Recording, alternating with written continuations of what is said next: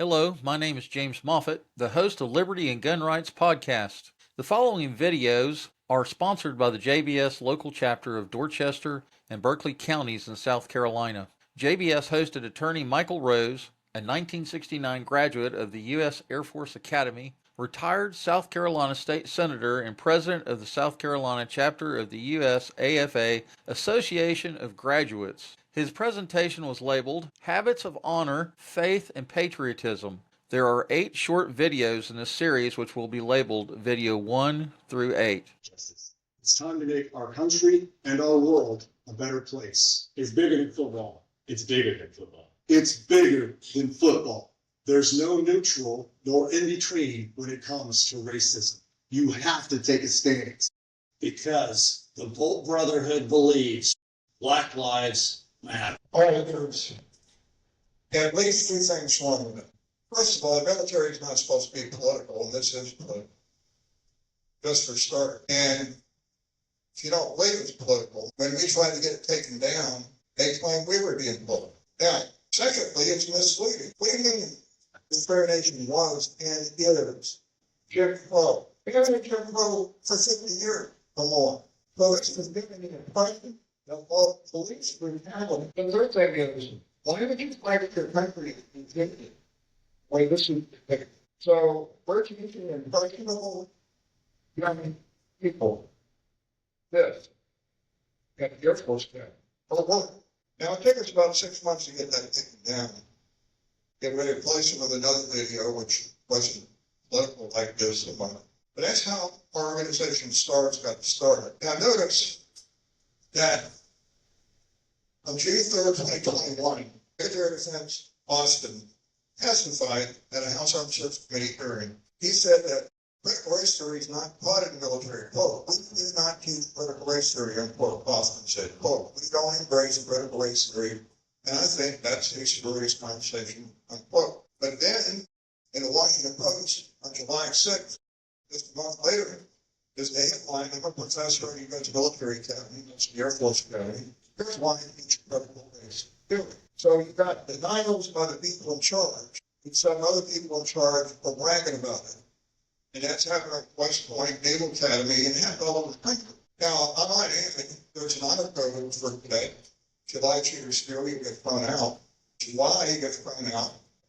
Here, the Secretary of Defense says we're not teaching it, but a professor of the Air Force Academy says we are teaching it. Now, let me give you some things that happened at the Air Force Academy. White Boy 2. You're never going to forget White Boy 2.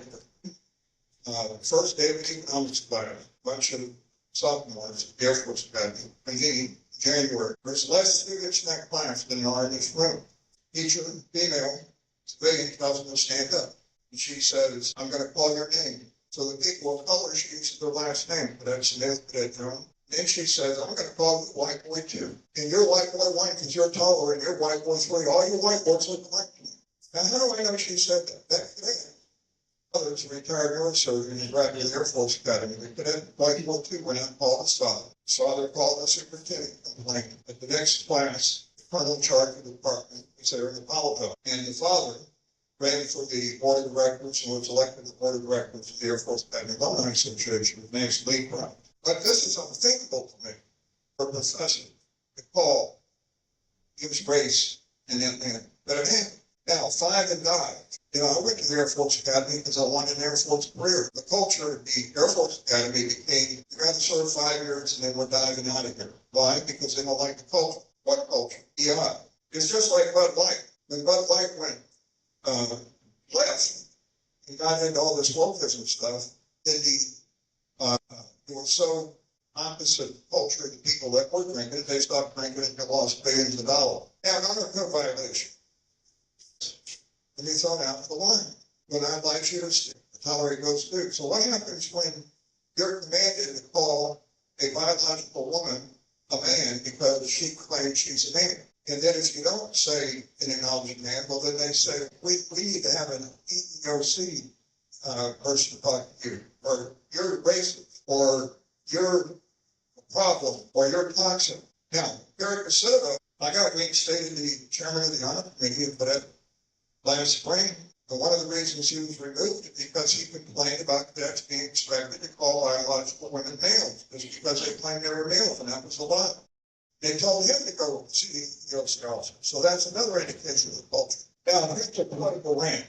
After Trump was reelected president, and the military instructor ranted, listen to me, for 10 minutes in his class regarding the new removal by Trump of DPI and transgender policy. And he said, and I quote, next step, I'm going to fight this SH.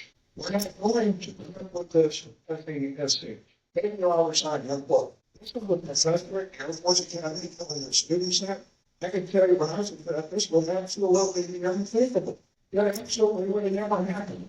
Purple Corps, restoring groups of cadets, Air Force. There's about 180 cadets, so the most one. So with this new DPI that came in, talking about 2020, there were 2 cadets in each squadron.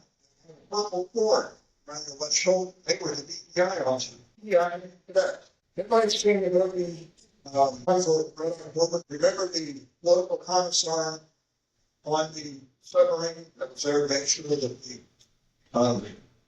will of the politician followed by the submarine commander? So now you've got the Air Force Academy. For years, that's what Purple Corps, not in the regular chain of command, to snitch on anybody who's been getting PR. Say, Naval Academy Senior was being thrown out. His parents were Los Angeles Police Department officer. This gentleman was so outstanding, he turned down MIT, Massachusetts, and Massachusetts to go to the Naval. He was already a pilot when he entered Naval Academy, because his father was a pilot for the Los Angeles Police Force, about a medal flying. And he had completed all academic requirements and graduated from the Naval Academy by the end of his first semester senior year. So they had him going to University of Maryland to take a graduate course. When his parents, in the summer of 2020, were out planning against the riot, he was at his home in Los Angeles, the living room, and he's noticed on social media criticism for the police, for the President Trump. So what he did is he responded. He defended the police. And there were on social media praising Antifa and Black Lives Matter. So he complained about it. Now, I didn't tell anybody he was in the military, but the Naval Academy found out about it. They were going to throw him out. And he came very close to being thrown out. What kept him from being thrown out is a federal lawsuit. And in that federal lawsuit, he showed that cadets have been mentioned in the Naval Academy. And you're also, we're putting on social media complaints about the police, and about Trump, praising Black Lives Matter and FIFA. And it's like, I hope the boy will burn. So let's get this straight now. The cadet mentioned at Naval Academy, it's okay to complain about the police, you just can't defend it. It's okay to criticize your commander-in-chief with profanity, you just can't praise. So, at the last minute, the Naval Academy let this midshipman graduate and go to pilot training. By the way, he was #1 in all those pilot training courses. And the federal judge got the lawyers on the phone and said, I'm very glad